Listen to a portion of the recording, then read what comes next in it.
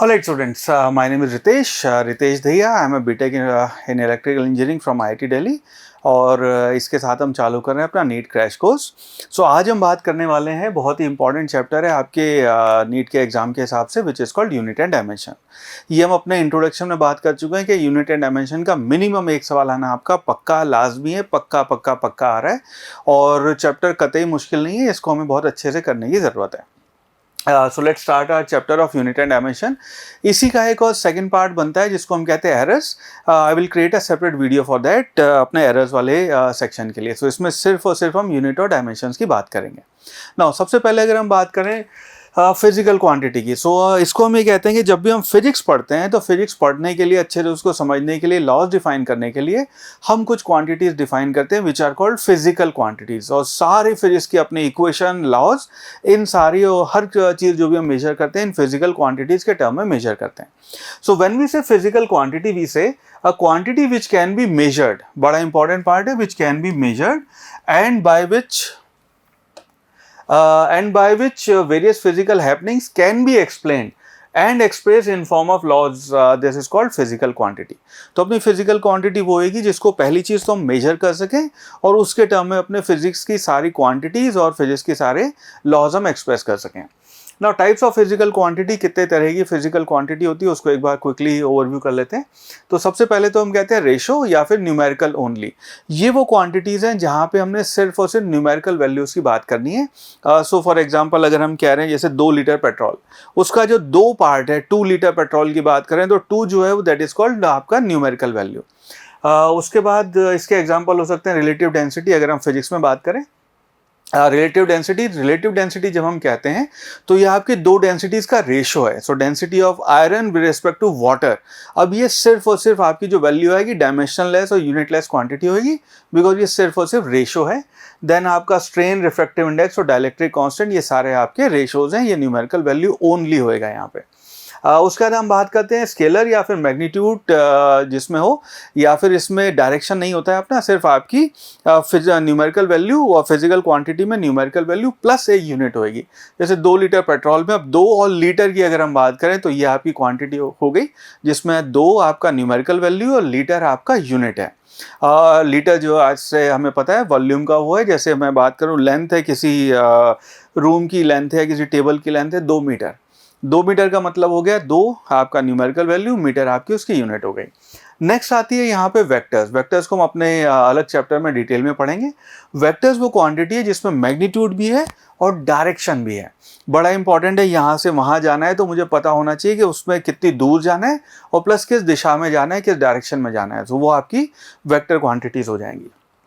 आई hope ये चीज़ आपको समझ में आई। ये आपके फिजिकल क्वांटिटीज के 3 टाइप हो जाएंगे। नेक्स्ट यहाँ पे बात करते हैं fundamental and derive quantities. So fundamental quantities हम ही कहते हैं कि पूरे फिजिक्स को अगर हम डिवाइड करें, पूरे फिजिक्स को हमने कहा है कि 7 क्वांटिटीज के बेसिस पे हम यहाँ पे कह सकते हैं कि हर फिजिक्स की जो इक्वेशन है, लॉ है या कोई भी आपकी टर्म है, वो इन 7 फंडामेंटल क्वांटिटीज के टर्म में हम डिफाइन कर सकते हैं। वो उसको हमने कह दिया फंडामेंटल क्वांटिटी। फॉर एग्जाम्पल आपका mass, length, time, temperature, current, luminous intensity and amount of substance, ये हमने कह दिया फंडामेंटल या फिर बेस यूनिट हो गई। इसके अलावा 2 और सप्लीमेंट्री यूनिट है जिसको हम कहते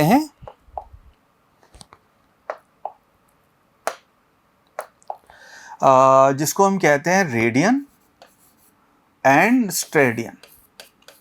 रेडियन और स्टेडियन ये आपकी 2 सप्लीमेंट्री क्वांटिटीज हो जाएंगी। सो इन 7 + 2 के बेसिस में, सप्लीमेंट्री क्वांटिटीज के बेसिस पे हम किसी भी फिजिकल क्वांटिटीज को जो अपने फिजिक्स में एग्जिस्ट करती है उनको हम डिफाइन कर सकते हैं। That's what say unit which can be expressed in term of fundamental units, they are called derived units. Now इन्हीं फंडामेंटल के बेसिस पे जब हम फर्दर अपनी अलग अलग यूनिट्स को डिराइव करते हैं उनको हम डिराइव्ड यूनिट कहते हैं। जैसे फॉर एग्जांपल लेंथ, अगर आपको किसी एक चीज़ का लेंथ ना अपनी है तो लेंथ तो आपकी फंडामेंटल हो गई।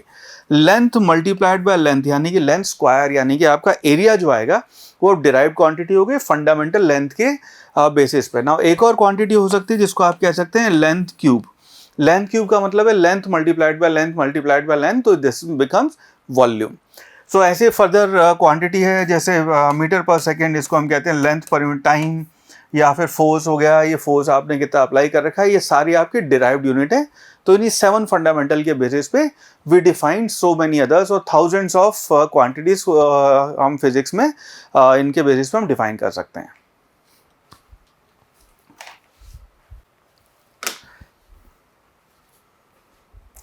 नेक्स्ट यहाँ पे बात करते हैं हम सिस्टम ऑफ यूनिट्स की। सो ओवर द ईयर्स अलग अलग कंट्रीज में, अलग अलग कल्चर्स में अलग अलग सिस्टम ऑफ यूनिट हम कंसिडर करते हैं। जैसे फॉर एग्जांपल एक आपका सिस्टम ऑफ यूनिट होता है जिसको आप कहते हैं CGS। CGS में लेंथ को हम सेंटीमीटर में नापते हैं, वेट जो भी आपका मास है उसको हम ग्राम में नापते हैं, और ऐसा आपका टाइम यूनिट हो गया। एक होता है आपका MKS सिस्टम। MKS में हम लेंथ जो उसको मीटर में नापते हैं, और आपका वजन जो हो गया है जिसको हम मास कहते हैं वो किलोग्राम में और सेकंड में हो गया। एक आपका FPS सिस्टम होता है। FPS सिस्टम में हम कहते हैं फुट पाउंड्स सेकंड। तो आपकी लेंथ जो है फुट में नापते हैं, और आपका मास जो है चीज़ों का वो पाउंड में आएगा और आपका सेकंड में आएगा ना। ओवर द ईयर्स इनके ऊपर बहुत कंफ्यूजन रहा है। इंग्लैंड में कुछ यूज़ हो रहा है, फ्रांस में कुछ यूज़ हो रहा है, अमेरिका में कुछ यूज़ हो रहा है। सो इनको हमने कंसोलिडेट करके हमने एक सिस्टम क्रिएट किया जिसको हम कहते हैं सिस्टम इंटरनेशनल। और ये आप पूरे फिजिक्स में this is what we try कि आपका पूरे ऑल ओवर द वर्ल्ड हर कंट्री में, not everybody does it, but हम इसको फॉलो करने की कोशिश करते हैं। तो ये अब एक स्टैंडर्ड बना दिया गया है।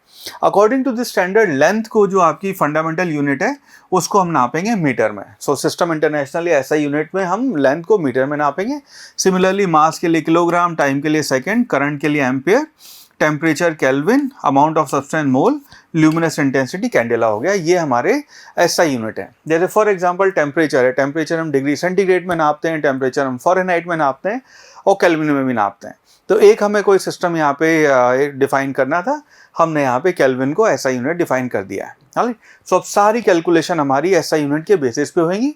जितनी अपनी स्टैंडर्ड यूनिट्स हैं वो ऐसा यूनिट के बेसिस पे डिफाइन की जाएंगी। सो ये कहलाता है अपना सिस्टम ऑफ यूनिट्स।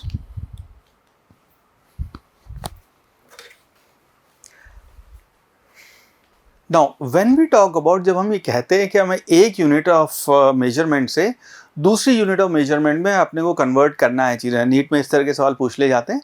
सो अगर हमें कन्वर्ट करना है तो मैं उसका सिंपल एग्जांपल आपको बताता हूँ।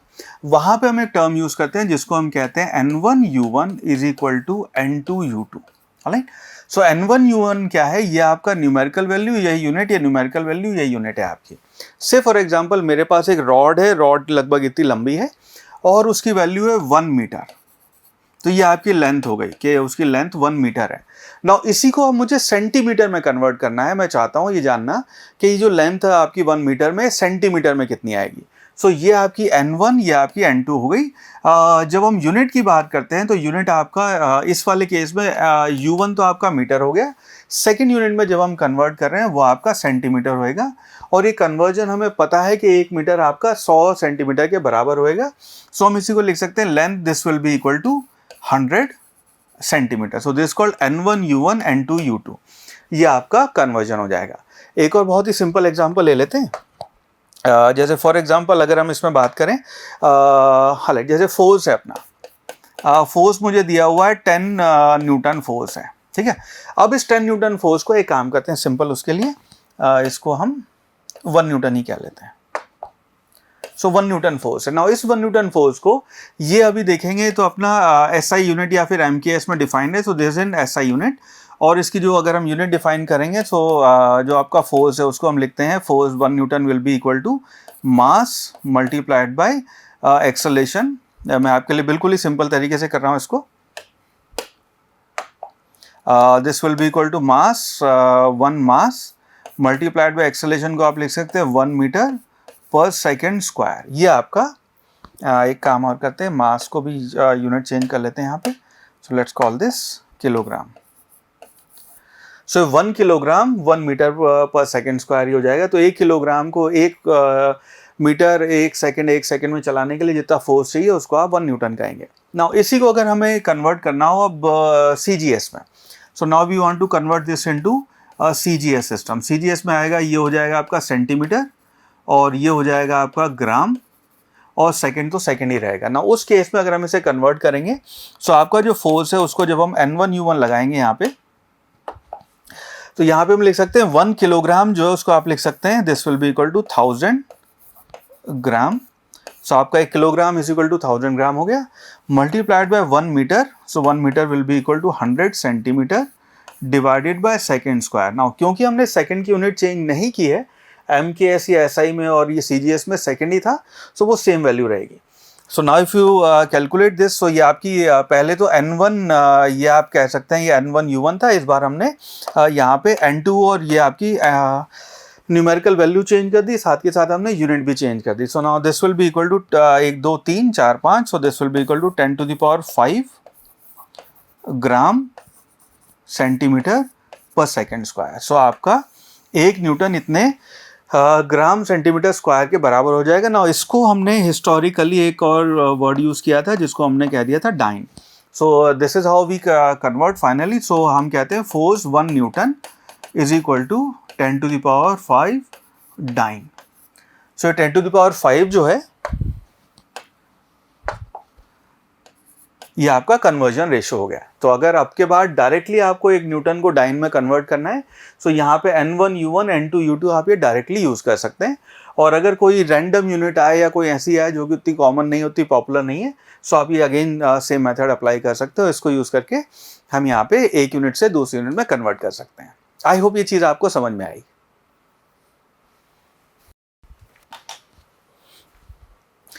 राइट, नेक्स्ट बात करते हैं डायमेंशनल एनालिसिस की। Now exam point of view से ये बहुत ही इंपॉर्टेंट कॉन्सेप्ट है हमारे नीट के एग्जाम के लिए, तो स्पेशली इस टॉपिक पे बहुत अच्छे से ध्यान देना।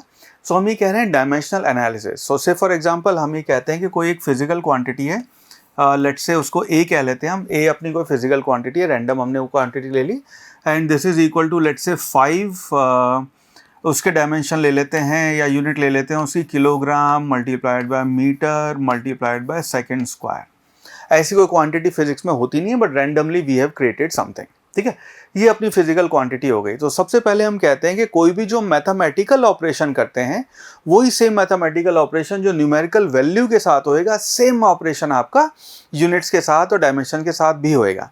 से फॉर एग्जांपल अगर हमने एक और क्वांटिटी डिफाइन की B which is let's say equal to A square.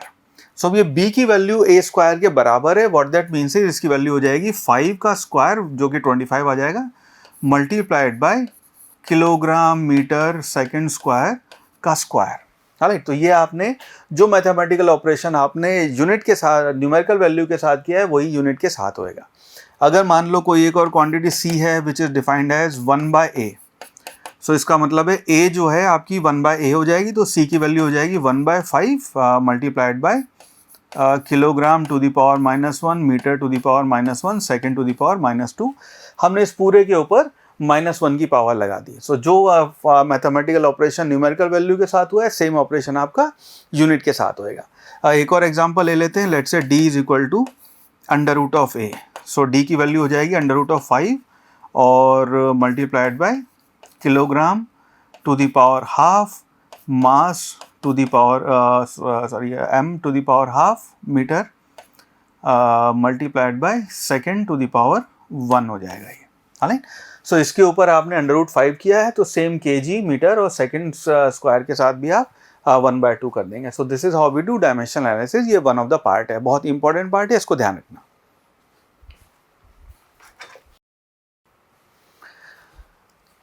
Right, next important part आता है अपना डायमेंशनल एनालिसिस का, विच सेज कि अगर हम दो क्वांटिटीज़ को ऐड कर सकते हैं या सब्ट्रैक्ट कर सकते हैं, सो वो सिर्फ और सिर्फ तभी पॉसिबल है जब दोनों की यूनिट एंड डायमेंशन आपकी सेम हो।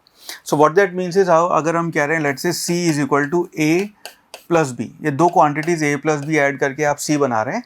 सो उस केस में दोनों की जो क्वांटिटी है आपकी A और B, उनकी यूनिट्स और या फिर डायमेंशंस की जब हम बात करेंगे, so they have to be same, वो दोनों सेम होने चाहिए, तभी आप उनको प्लस या माइनस कर सकते हैं।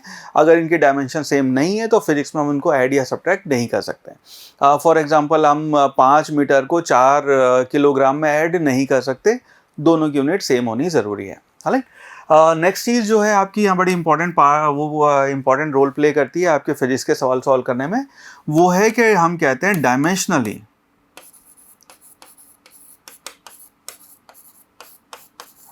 LHS should be equal to RHS। Physics में ऐसी कोई इक्वेशन नहीं है, ना होगी जो डायमेंशनली आपके लेफ्ट हैंड साइड के डायमेंशन और राइट हैंड साइड के डायमेंशन जिसके सेम ना हो, they have to be same. तो हर आपकी फिजिक्स में जो भी इक्वेशन बनेगी, जो भी physical quantities left hand side में राइट हैंड साइड में आएंगी, उनकी डायमेंशनल लेफ्ट हैंड साइड और राइट हैंड साइड की सेम होनी होगी। Right, so this is called dimensional analysis. ये इसके इंपॉर्टेंट पार्ट है, इनको ध्यान रखना, सवाल सॉल्व करने में बहुत हेल्प करते हैं हमारी।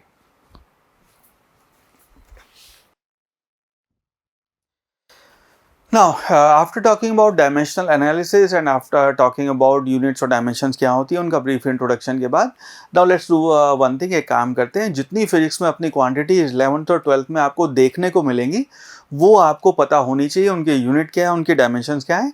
सो वो मैं आपके नोट्स के लिए यहाँ पे शेयर कर देता हूँ। सो दिस इज वन स्क्रीन जहाँ पे हमने 11th की स्पेशली मैकेनिक्स की कुछ यूनिट्स और डायमेंशन फिजिकल क्वांटिटीज़ क्या लिखी हुई हैं। मैं चाहूँगा एक बार इनको गौर से आप ध्यान दें और इसका स्क्रीनशॉट लेके रख लें। रेगुलर क्लास में तो मैं अपनी क्लास में ये सारी इक्वेशन अपने स्टूडेंट से डिराइव करवाता हूँ। शुरू में तो कहते हैं ये क्या कर रहे हैं, पर एट द सेम टाइम बात करने के बाद उन्हें कॉन्फिडेंस आ जाता है। ये पता सबको होता है कि ऐसा होता है, बट करता कोई नहीं है, और करता नहीं है, इस वजह से आपके नीट में नंबर चले आते हैं। इसे 2019 में डायरेक्ट आपसे सवाल पूछा गया कि थर्मल कंडक्टिविटी का जो आपका कोएफिशिएंट होता है के, उसका आप डायमेंशन बता दें। 2020 में सवाल आया कि आप ये बता दें कि स्ट्रेस के डायमेंशन क्या होंगे। अगर वो डायमेंशन नहीं आते तो आप 4 नंबर जो कि बहुत आराम से आधे मिनट के अंदर अंदर आपको मिल सकते थे, वो छोड़ आते हैं, या उससे भी बुरा -1 कराते हैं, वो गड़बड़ हो जाती है। सो ये सारे यूनिट और डायमेंशन आपको कंठस्थ होने चाहिए, आपको याद होने चाहिए। अभी इसका स्क्रीनशॉट लेके आप रख सकते हैं। मैं आपके नोट्स के लिए एक बार रीड आउट कर देता हूँ। सो वेलोसिटी है, वेलोसिटी होगी आपकी मीटर पर सेकंड, इसकी यूनिट होगी। डायमेंशन इसकी हो जाएगी m0 l1 t to the power -1।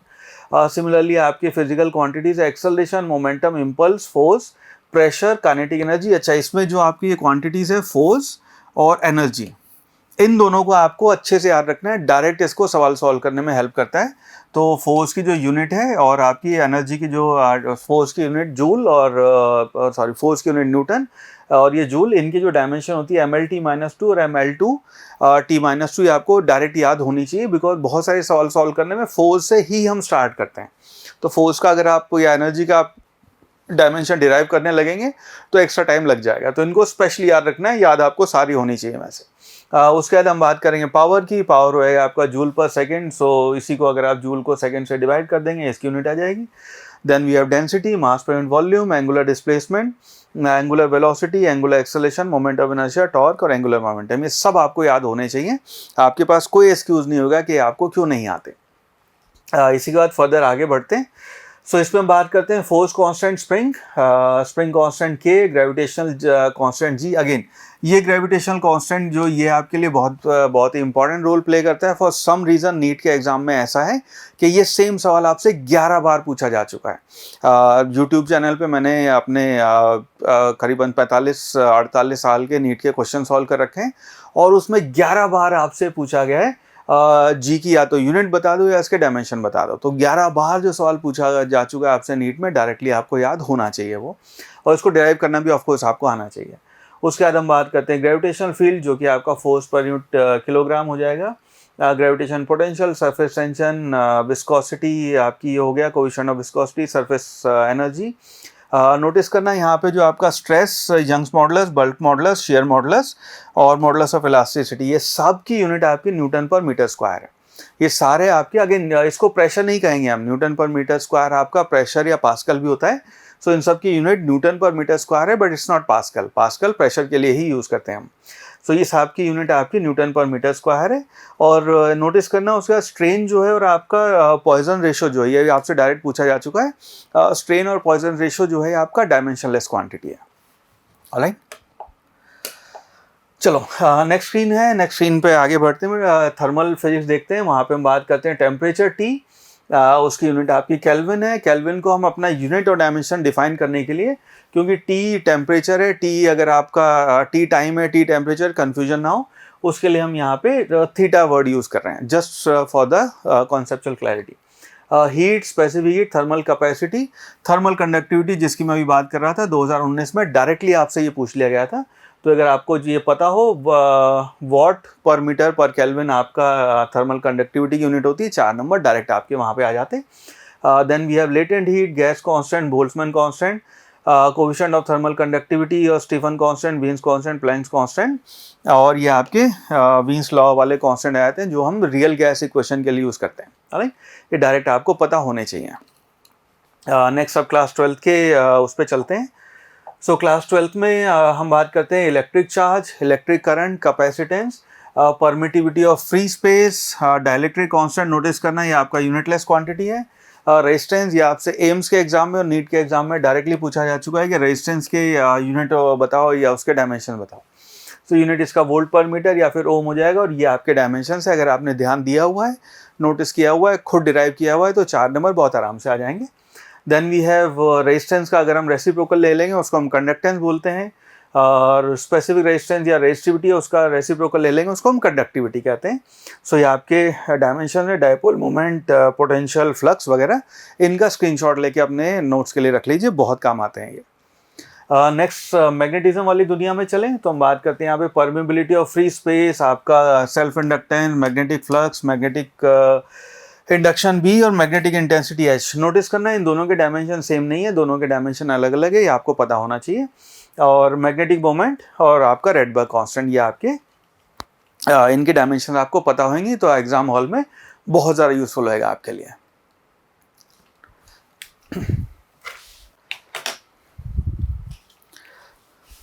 चलो अब इस चैप्टर की कुछ क्वेश्चन प्रैक्टिस कर लेते हैं। तो जो आपके नीट के प्रीवियस ईयर में और एम्स में कुछ सवाल आए हैं उनको एक बार प्रैक्टिस कर लेते हैं कि एक्चुअली हमारे एग्जाम में सवाल कैसे पूछे जाते हैं। Right, so let's start with 2020 में जो आपसे सवाल पूछा गया, सवाल था कि डायमेंशन ऑफ स्ट्रेस क्या होंगे। तो स्ट्रेस अभी हमने, अगर आपको इससे पहले जो हमने टेबल देखी थी वो अगर याद है तो आप इसको डायरेक्ट मार्क करके आगे बढ़ सकते हैं, पर आपके नोट्स के लिए, इस वीडियो के पर्पज़ के लिए लेट मी ड्राइव। सो यहाँ पे जब हम कहते हैं स्ट्रेस, सो हम स्ट्रेस को डिफाइन करते हैं, this will be equal to आपका स्ट्रेस जो होएगा that will be equal to force point area. So stress को आप डिफाइन करते हैं force point area. Now force के जो डायमेंशन है वो आपके हो जाएंगे MLT-2। मैंने आपको पहले भी कहा था ये आपको फोर्स के डायमेंशन डायरेक्ट लिखने आने चाहिए, डिवाइडेड बाय एरिया। एरिया हो जाएगा आपका L², यानी कि जो स्ट्रेस S है उसके डायमेंशन हो गए आपके M(L⁻⁻1 T⁻⁻2), ये आपके डायमेंशंस हो गए। सो बेस्ड ऑन दिस हम ये कह सकते हैं कि आपका option number A would be the right answer. ठीक है, फटाफट सॉल्व हो जाएगा अगर आपको डायमेंशनल एनालिसिस ये करना आता है तो।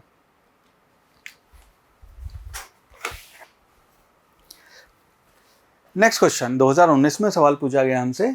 सवाल है यूनिट ऑफ थर्मल कंडक्टिविटी क्या होएगा। नाउ अगर तो आपको टेबल याद है आप इसका डायरेक्ट आंसर कर सकते हैं, पर लेट अस से हम इसको डिराइव करना चाहें।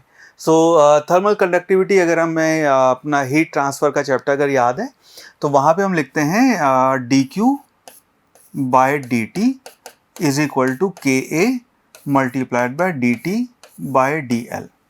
सो rate of transfer of heat आपका K आपका थर्मल कंडक्टिविटी है, A आपका एरिया है और ये टेम्परेचर ग्रेडियंट है।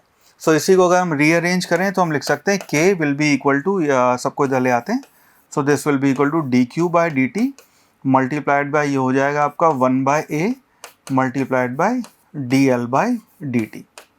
ना इसकी और dt जो है ये टाइम नहीं टेम्परेचर है, मल्टीप्लाइड बाय dt। राइट, ये टाइम है और ये आपका टेम्परेचर है। ना इसको अगर हम यूनिट वाइज देखेंगे, सो K को अगर डायमेंशनली हम देखेंगे या फिर यूनिट वाइज देखेंगे, dQ/dt ये हो गया आपका हीट का ट्रांसफ़र है। सो हीट इसको आप ले सकते हैं, हीट आपकी हो जाएगी जूल पर सेकेंड, और जूल पर सेकेंड को एक्चुअली हम वॉट लिखते हैं, मल्टीप्लाइड बाय ये एरिया आ गया। सो एरिया की यूनिट हो जाएगी आपकी मीटर स्क्वायर लिख लेते हैं, और DL आपका ये हो गया मीटर मल्टीप्लाइड बाय टेम्परेचर है, उसको आप केल्विन लिख लें यहाँ पे। राइट, अगेन ये K केल्विन है, ध्यान रखना। राइट, तो इसको अगर हम लिखेंगे यूनिट में कन्वर्ट करेंगे, जूल पर सेकेंड जो है वो अपना बन जाएगा वॉट, और यहाँ पे एक ये मीटर आपका cancel, meter square meter cancel होके बन जाएगा आपका डिवाइडेड बाय मीटर, और ये डिवाइडेड बाय केल्विन हो जाएगा। सो बेस्ड ऑन दिस हम कह सकते हैं कि option number A would be are right answer. So watt per meter kelvin would be इसकी डिजायर्ड कंडक्टिविटी की यूनिट होगी आपकी ऐसा यूनिट में। आई होप ये सोल्यूशन आपको समझ में आया।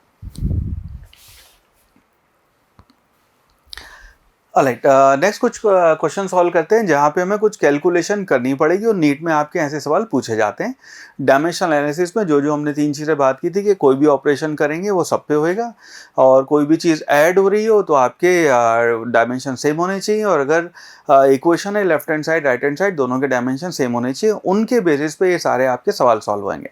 2014 में हमसे सवाल पूछा गया। क्वेश्चन से जो force F, velocity V and time T are taken as fundamental unit. तो अभी जो हमने फंडामेंटल यूनिट ले रखी है उसके अलावा अगर मान लो ऐसा होता कि हमने फोर्स, वेलोसिटी और टाइम को फंडामेंटल यूनिट माना होता, तो सवाल ये देन डायमेंशंस ऑफ मास क्या होंगे, उसके मास के डायमेंशन हमें फोर्स, वेलोसिटी और टाइम के टर्म में लिखना है।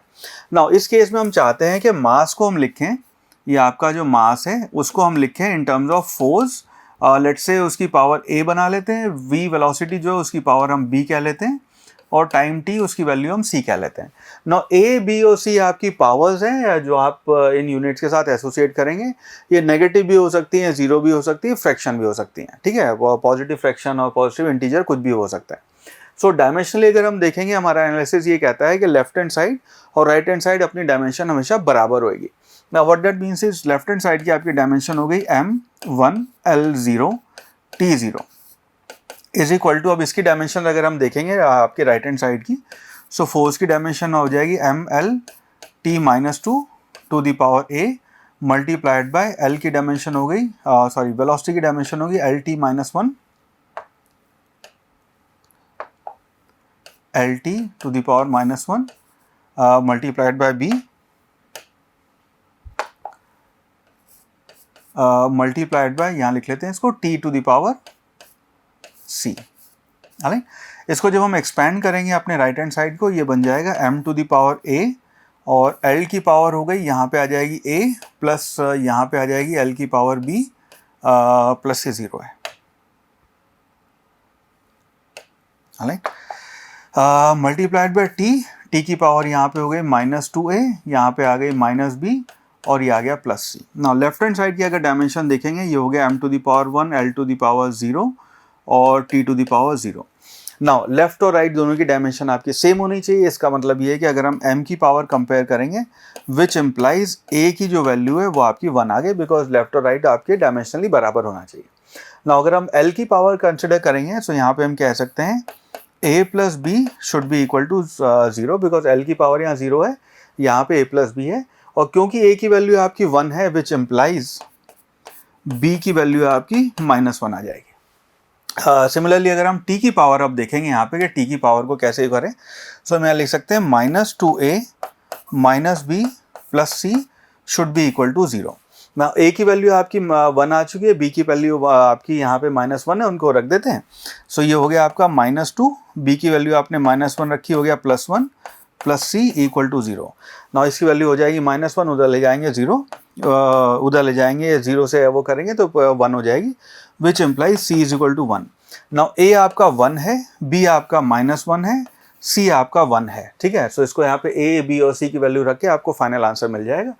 सो a की वैल्यू 1 का मतलब ये है कि f की पावर 1 जो चारों में है, b की वैल्यू -1 का मतलब या तो c या फिर d में से कोई एक, c की पावर 1 का मतलब ये है कि d would be the right answer. So f -1 and t ये अपनी डिजायर्ड मास की डायमेंशन हो जाएंगी इस नई सिस्टम ऑफ यूनिट में।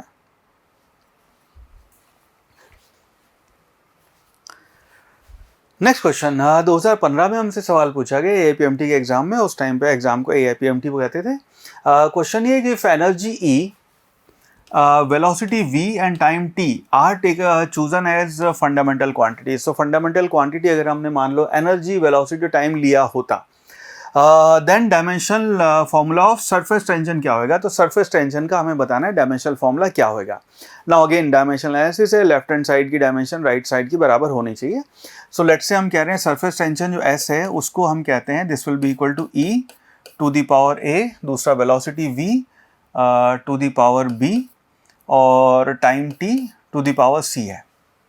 तो लेफ्ट हैंड साइड और राइट हैंड साइड की डायमेंशन हमें बराबर करनी है और a, b और c की वैल्यू निकाल के बताना है इनमें से करेक्ट ऑप्शन कौन सा होगा। ना सरफेस टेंशन है उसको हमें पता है, हम यहाँ पे लिखते हैं सरफेस टेंशन का जो हम फॉर्मूला लिखते हैं, सरफेस टेंशन उसको हम लिखेंगे फोर्स पर यूनिट मीटर, ये आपकी फोर्स पर यूनिट लेंथ जो है ये आपकी इसकी सरफेस टेंशन की वैल्यू आती है।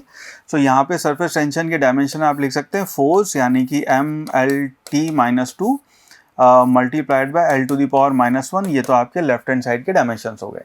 राइट हैंड साइड के डायमेंशन है, ये एनर्जी हमें पता होना चाहिए। सो ये हो गया ML²T-2। वेलोसिटी आप to the power A, velocity लिखेंगे LT-1 to the power B multiplied by इसको आप लिखेंगे time to the power C। ये आपकी डायमेंशंस हो गई। नाउ लेफ्ट और राइट की अगर डायमेंशंस को हम इक्वेट करें, सो लेफ्ट की डायमेंशन हम कह सकते हैं this will be equal to M1 L0 T to the power -2। This will be equal to M, यहाँ पे M की पावर हो जाएगी A मल्टीप्लाइड बाय L की पावर ये आ गया आपका 2A, यहाँ से आएगा plus B multiplied by T की पावर आ गई यहाँ पे -2A -B प्लस C। ये आपके लेफ्ट और राइट डायमेंशनल वैल्यूज आ गए। ना इसको जब हम डायमेंशनल इक्वेट करेंगे, तो ये बात अपने को पता है लेफ्ट और राइट की डायमेंशंस इक्वेट होएगी। तो पहली चीज़ हम यहाँ पे कह सकते हैं implies A will be equal to 1, because M की और M की जो डायमेंशन इक्वेट की तो M की वैल्यू तो अपनी बराबर होंगी, तो उस वजह से A की वैल्यू तो 1 आ गई। नाउ अब सेकंड वाले पार्ट को इक्वेट करें तो सेकंड वाले पार्ट में हम ये कह सकते हैं हम ये कहते हैं 2A plus B should be equal to 0। Now A की वैल्यू अपनी 1 आ चुकी है, तो इसके बेसिस पे हम कह सकते हैं कि this will be imply B will be equal to ये हो जाएगा -2। ये आपकी B की वैल्यू हो गई। ठीक है, सो A की वैल्यू आ गई, B की वैल्यू हो गई। C के लिए अब आप इसको इक्वेट कर देंगे। सो C के लिए अब हम यहाँ पे करते हैं, सो ये कहेंगे -2A -B plus C should be equal to -2। यहाँ पे बस कैलकुलेशन में मिस्टेक ना हो जाए, ये आप इस चीज़ का आपको ध्यान रखना है। सो A की वैल्यू आ चुकी है, सो इसको आप लिखेंगे -2, B की वैल्यू -2 है, ये हो जाएगी +2 plus C would be equal to -2। Now -2 cancel हो जाएगा, विच इम्प्लाइज C की वैल्यू होगी आपकी -2। नाउ A 1 है, B -2 है, C -2 है। बस यहाँ पे हमें राइट ऑप्शन देख लेना है। तो E की पावर 1 यानी कि A B C में से कोई एक हो सकता है, B की पावर -2 यानी कि A और C में से कोई है, C की पावर -2 यानी कि आपका option C is the right answer. कई बार ऐसे सवाल करने एग्जाम हॉल में थोड़े से लंबे हो जाते हैं। If that is the case, तो अगर आपने प्रैक्टिस कर रखी है तो फिर आपको लंबे नहीं लगेंगे, और इसमें ना इंटीग्रेशन है, ना डिफ्रेंसिएशन है, ना किसी तरह का और लंबी चौड़ी कैलकुलेशन है। बहुत सिंपल से ये सवाल आपके हो जाएंगे, 4 नंबर आ जाएंगे। इनकी प्रैक्टिस करके रखना। हाल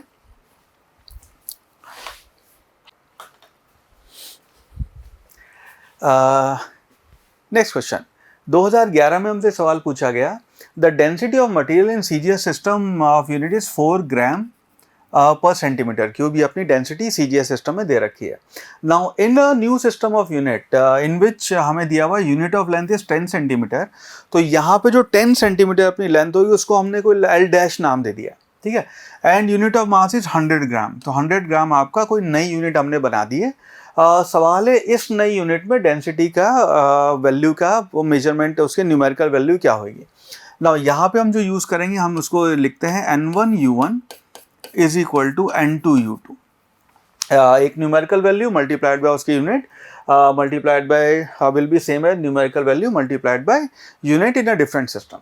तो अपने को ये आपकी डेंसिटी जो है उसको दिया हुआ है 4 ग्राम पर सेंटीमीटर क्यूब, ये आपका एक यूनिट में है। तो ये आपकी न्यूमेरिकल वैल्यू है, ये यूनिट है। नए सिस्टम में इसकी वैल्यू हो जाएगी N2 मल्टीप्लाइड बाय जो इसकी यूनिट होएगी। नाउ इस केस में यूनिट आपकी ग्राम पर सेंटीमीटर है, क्योंकि उसको हमने चेंज कर दिया है। सो इस ग्राम को हम यहाँ पे लिख सकते हैं 100 ग्राम 100 G' डिवाइडेड बाय आपका सेंटीमीटर क्यूब, उसको हमने चेंज कर दिया है 10 C' का क्यूब। सो इन दोनों को अगर हम इक्वेट करेंगे, सो N2 जो है उसकी वैल्यू आ जाएगी 4 मल्टीप्लाइड बाय 10 का क्यूब डिवाइडेड बाय 100। सो इधर मल्टीप्लाई हो गया, इससे डिवाइड हो गया, N2 की आपकी वैल्यू आ जाएगी। इसको जब हम सॉल्व करेंगे तो ये ऊपर बनेगा 1000 डिवाइड बाय 100 होकर 10 बचेगा, यानी कि N2 की जो वैल्यू है, जो नई यूनिट में न्यूमेरिकल वैल्यू आपकी डेंसिटी की आएगी, that will be 40। Hence option number B 40 would be the right answer. I hope ये सोल्यूशन आपको समझ में आया।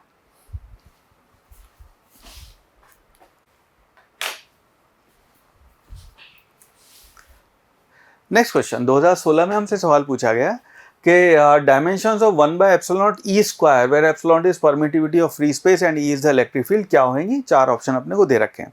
ना ये बात अपने को पता होनी चाहिए अगर हमने इलेक्ट्रोस्टैटिक का चैप्टर या फिर हमने ईएम वेव्स का चैप्टर पढ़ा हुआ है। सो ये जो आपकी क्वांटिटी है जिसको आप कहते हैं 1/2ε0 ई स्क्वायर, ये एक्चुअली क्वांटिटी होती है जिसको आप कहते हैं energy density. Alright, energy density का मतलब ये है कि इसकी जो आपकी क्वांटिटी है इसको ईडी कह लेते हैं। इसकी वैल्यू हो जाएगी आपकी एनर्जी पर unit volume.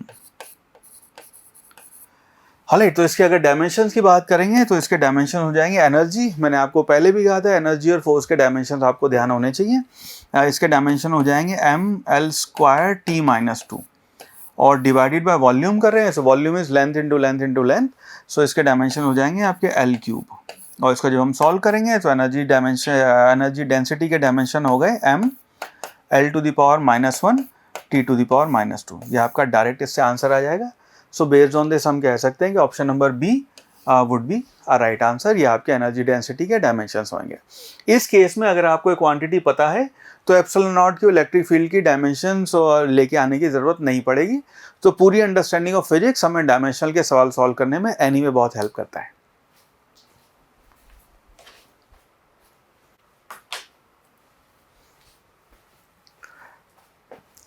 Next question say dimensions of μ0ε to the power -1/2 क्या होंगे। नाउ ये बात अपने को पता है कि हम इलेक्ट्रोमैग्नेटिक वेव के चैप्टर में ईएम वेव्स के चैप्टर में पढ़ते हैं। मैं इसको जब हम पढ़ेंगे इलेक्ट्रोस्टैटिक, जब हम पढ़ेंगे रे ऑप्टिक्स, जब हम पढ़ेंगे मैग्नेटिज्म एमईसी, तो तीनों चैप्टर में भी मैं एक बार इसको रिवाइज करवाता हूँ। बहुत इंपॉर्टेंट है, ये चीज़ आपको पता होना है कि हम यहाँ पे कहते हैं speed of light c that will be equal to √of μ0ε0।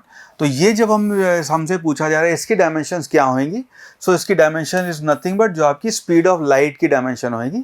और स्पीड ऑफ लाइट की जब हम बात करते हैं उसकी डायमेंशन L⁻⁻1 होता है। ये आपकी किसी भी स्पीड या वेलोसिटी के डायमेंशन होंगे। So based on this option number B would be a right answer.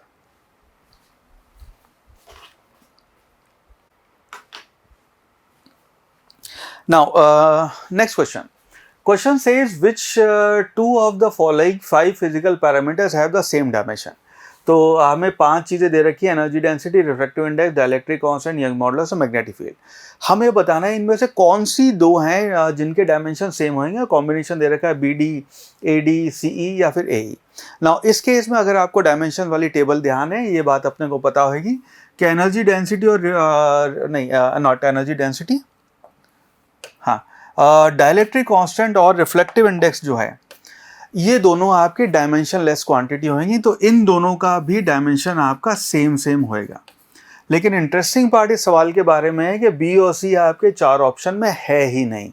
तो आप सवाल पूछा है which two of the following have the same dimension, answer आपका बी सी भी हो सकता है। लेकिन क्योंकि नीट का एग्जाम है यहाँ पे सिंगल करेक्ट आता है तो बी और सी आपको दिया ही नहीं हुआ है। सो ये आप चूज कर नहीं सकते। अब हमें यहाँ पे चेक करना पड़ेगा यंग मॉडुलस, एनर्जी डेंसिटी और मैग्नेटिक फील्ड की डायमेंशन। नाउ एनर्जी डेंसिटी की डायमेंशंस अगर आप देखेंगे तो पहली जो क्वांटिटी आपकी ए, उसे आपको लिखेंगे एनर्जी डेंसिटी यानी कि एनर्जी पर यूनिट वॉल्यूम। एनर्जी हो गया आपका ml2 t-2 divided by L3 और इसके डायमेंशन जो है ये हो जाएंगे ml⁻⁻1 t⁻²। ये आपके एनर्जी डेंसिटी के डायमेंशंस आ गए। यंग्स मॉडुलस के डायमेंशन देखेंगे, जो आपकी क्वांटिटी डी है वो यंग्स मॉडुलस के डायमेंशन होते हैं आपके न्यूटन पर मीटर स्क्वायर। न्यूटन पर मीटर स्क्वायर ये आपकी यूनिट होती है उसकी। न्यूटन होएगा आपका ml⁻2 divided by metre square यानी कि L2 यानी कि हो गया ml-1 t-2। नोटिस करेंगे तो इसके और इसके दोनों के डायमेंशन आपके सेम हो गए। हेंस एनर्जी डेंसिटी और यंग्स मॉडुलस इनके सेम डायमेंशन है। तो AD would be a right answer. 4 option देखेंगे तो option number C AD would be a right answer. Now एक चीज़ आपको मार्क करते हुए ध्यान रखना है, यहाँ पे हमने देखा AD दिमाग में AD चलता है। लोग बहुत बार O मार्क करते हुए A या D मार्क कराते हैं और आपका सब कुछ सही करने के बाद भी आंसर गलत आ सकता है और -1 हो जाएगा। सो ध्यान रखना A और D ऑप्शन यहाँ पे जो है वो आपका C एक्चुअली करेक्ट ऑप्शन होगा, तो इसको ध्यान रखना। So C, A and D would be are right choice for this particular problem.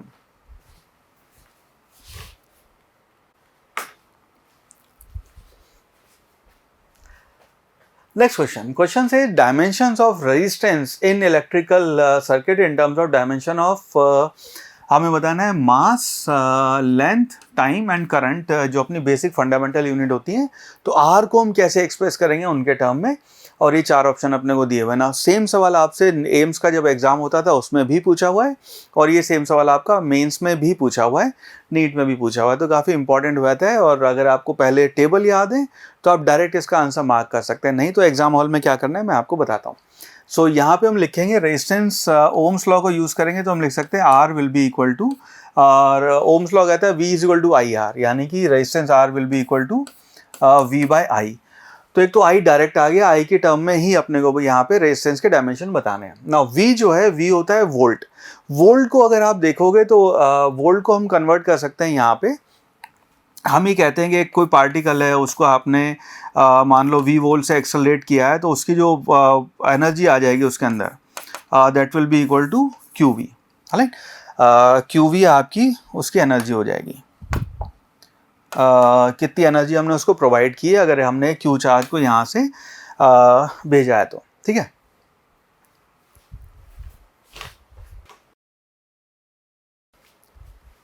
तो इसका मतलब है यहाँ पे इसके बेसिस पे हम लिख सकते हैं V will be equal to आपकी एनर्जी डिवाइडेड बाय चार्ज, यहाँ पे लिख सकते हैं इसको।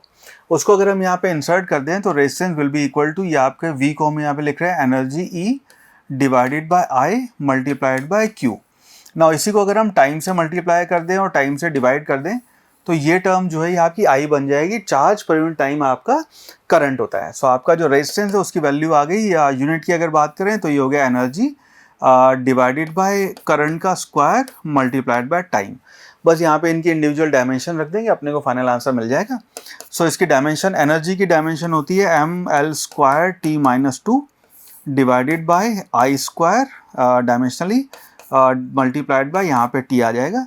सो r की फाइनल डायमेंशन हो गई ml2 t-3 i -2, ये आपकी r की फाइनल डायमेंशन हो गई। बस यहाँ पे ऑप्शन देख लेते हैं कौन सा सही है, तो ml स्क्वायर t-3 और i -2, that means option number D would be our final right answer. I hope ये चीज़ें आपको समझ में आई, और यूनिट डायमेंशन का चैप्टर जो है बहुत ही आसान चैप्टर है, इसको प्रैक्टिस कीजिएगा, एक सवाल इसमें से पक्का आ रहा है। चलो, I wish you all the best.